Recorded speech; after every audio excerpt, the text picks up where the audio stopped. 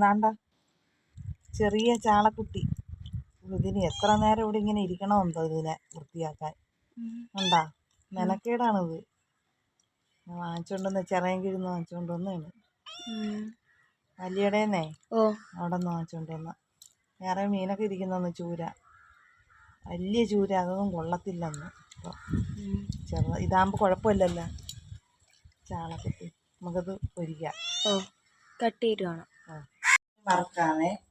എന്താ മുളക് പൊടി, മഞ്ഞൾപ്പൊടി, കുരുമുളക്, ഉപ്പ് ഇതെല്ലാം കൂടെ ഇട്ട് ഇളക്കി വറുക്കാൻ. കുറച്ച് കറിവേപ്പിലയും കൂടെ ഇളക്കിയിടും.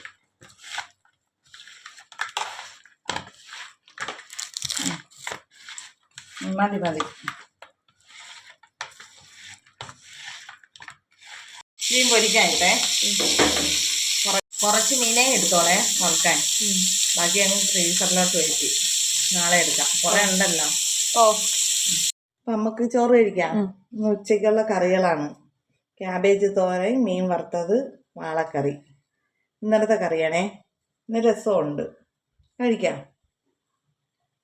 അപ്പം എല്ലാവരും കഴിച്ചാൽ ഉച്ചയ്ക്ക് നമ്മൾ കഴിക്കാൻ പോണ്. അപ്പം കഴിക്കട്ടെ. ബായ്.